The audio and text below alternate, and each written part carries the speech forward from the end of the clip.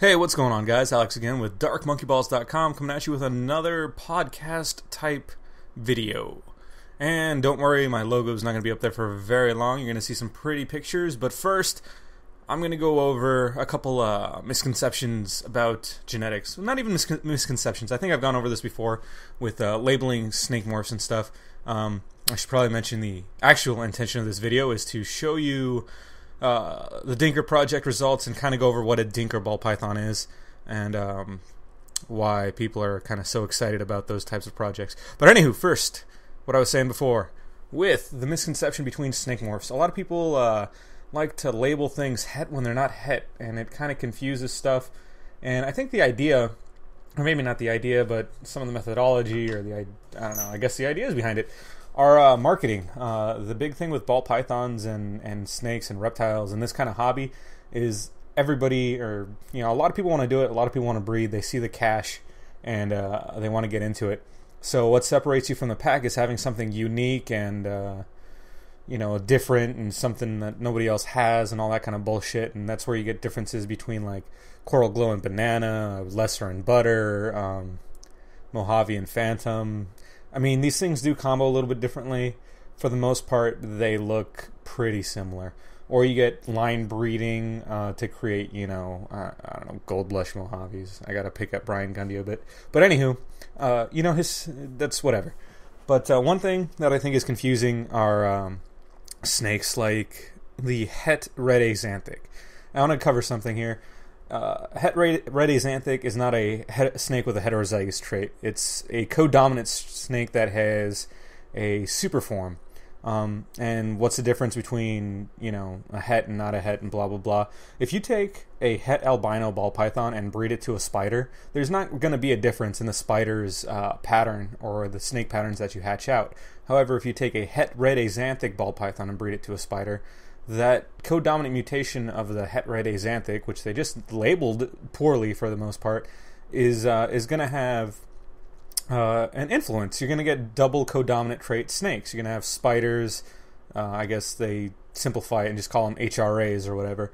Likewise, if you breed the het red axanthic to a cine, you get a gargoyle, etc., etc. It's not a true heterozygous trait. It's a codominant trait, and that really confuses people. Likewise, when you call yellow bellies het ivories, that's not really the case. Yes, ivory is the homozygous form, but if you add het to it, it's not heterozygous, it's codominant. It's different.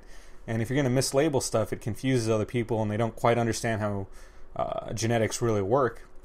Or something that probably isn't looked at too much are the Russo line leucistics. They're called lemons, or you can say, like people will call it a het Russo line leucistic.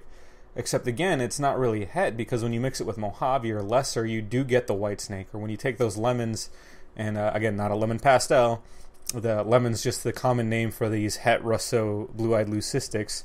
It's a codominant trait. It's a very, very subtle morph on its own, but when you combo it into other stuff, it does things. It gives you different mutations. And unfortunately, I didn't want to go on Google and look through all these pictures to give you examples right now, but you could probably do that and kind of Google search and use the interwebs and all that stuff. But there's a few other snakes like that do, they have that mislabeling of het something or whatever, and it's not a het. It's codominant, and that's kind of the point I want to get across on that if you haven't figured it out yet.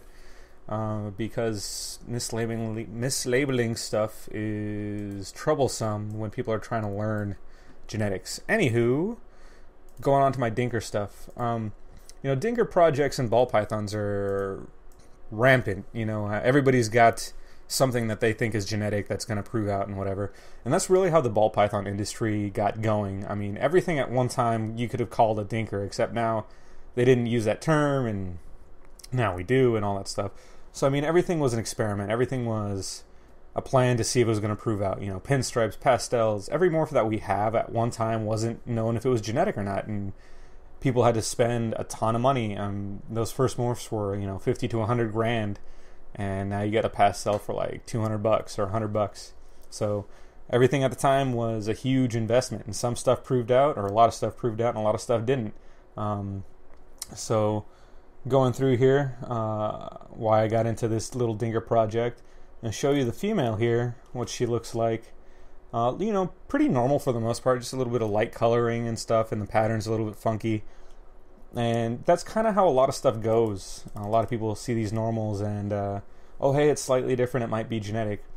And while I kind of roll my eyes sometimes at that stuff, but those are the projects that when they prove out, you're kicking yourself for not wanting to get into that. Lori Barczyk over at BHB has the Lori ball python after her namesake, because she picked out a couple snakes that looked different, and they bred out and proved to be something genetic. You get the Super Lori, which is over there. Same thing, Mystics and Special Gene fart shits and I don't know, whatever. But to look through here, here's what came out when she was bred to a pastel. Very bright and yellows, but very jet black sides, and you can see that pattern's kind of totally different there. It's very sporadic. It doesn't look like a normal pastel. And go through some different pictures here, different looks. Here it is next to a orange ghost, and yeah, I mean, it's something that if you were to see it, you would say it's not a normal pastel ball python. Whatever the breeding was is something new, and so that's what I was kind of hoping for. I actually borrowed the female from a friend of mine in New Orleans, and I bred it to my lesser.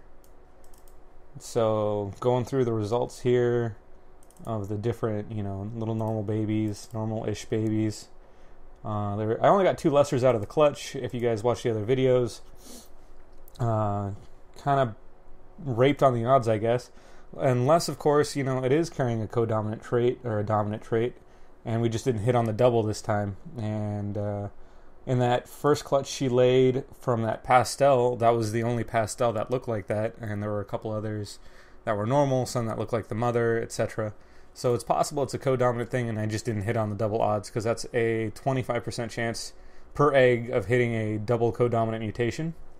So it's kind of long odds. But out of 7 eggs, I should have hit 1, theoretically. They say 1 in 4 and all that crap. But that's just shows you how genetics actually works. It's not really 1 in 4, because if it was 1 in 4, I would have had 1 at least. It's 25% chance per egg, which is actually crappy odds. 1 in 4 is good if I get a big clutch, but 25% chance is not good in reality of statistics. So that kind of just goes over the Dinker project. And the results this time, I'm going to be probably keeping one of the normals that looks like mom, and then shipping everything else back to the person I got them from in New Orleans, and hoping they have better luck on their odds the upcoming season for breeding. So that's it. Thanks for watching. Enjoy your day, and I don't know, go watch porn or something.